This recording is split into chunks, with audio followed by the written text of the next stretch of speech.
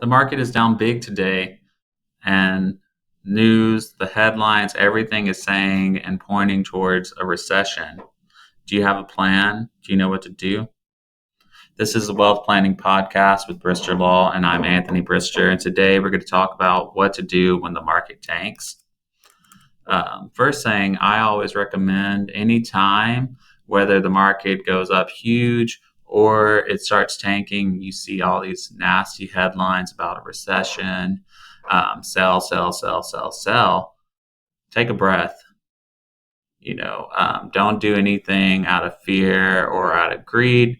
That's typically when you make the biggest mistakes, when you just kind of do something spontaneously. Yeah, like I said, take a breath. Don't get swept up in the panic or the chaos of market volatility. Um, and then, really, after you take that breath, I always recommend taking a look at the market over a long period of time, right? So, zoom out. Don't just look at today or this week or this month. Take a zoom out, look at it, and over time, generally the market goes up. Whether it's a year, 5 years, 10 years, right? The market generally trends up. And this moment in time probably is just another little blip, and the market will too recover, whether it's in a week, a month, or a year. The next thing I say is go back and look at a plan. And if you don't have a plan, maybe it's time to create one. Depending on your timeline, that plan can look different for everybody, right?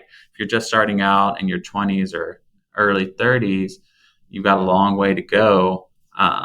Keep chipping away, keep contributing and dollar cost averaging into the market or the stocks that you like. If you're nearing retirement, start thinking about a defensive kind of portfolio, thinking about income, things like that. Start being more conservative. Typically is how you go. But the worst thing you can do is selling on a huge downturn, right?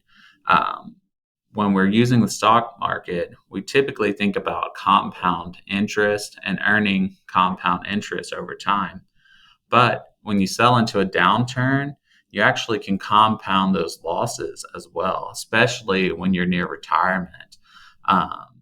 When the market drops 10% or more, and then you sell into it out of panic, two things can happen. One, you might miss out on some of the downside, but also on the flip side, you might miss out on the recovery because you sold out and now you're buying later at a higher price. When you sell on the downturn too, you actually have less in your portfolio. So that can, when you're taking withdrawals out in retirement, that can really negatively impact how much money you have at the end of the day and to use during retirement. So if you have a plan, stick to your plan. Whether you're talking to a financial advisor or, coming up with that plan yourself, the market's going to go up and down no matter what and when the time is. So you should always stick to that plan and maybe have some extra cash sitting on the sidelines, and consider buying in tranches. And really, that's kind of the next point, right? If you do have dry powder and the market turns down, consider buying. Last week when the market was up, all you thought about was, missing out on the market going higher and higher. Well, if you've got a 5 to 10% discount, now is even a better time to buy. I typically avoid buying in a huge lump sum, especially when the market's very volatile. So maybe consider buying in tranches, every couple of days. But again, stick to your plan. If your plan is buying once a month or every other paycheck, keep buying. Don't do anything differently. The next topic really we talk about is think about diversification. Are you all invested in one stock? or maybe all in one market sector? Well, if so, you might be seeing a bigger hit than the total market itself.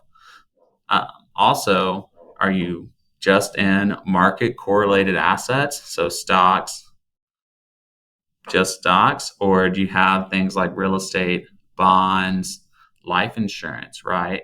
Things like these and these assets often move differently than the stock market. So it can provide a buffer, but also a means to withdraw while the market is downturned. So you're not compounding those losses.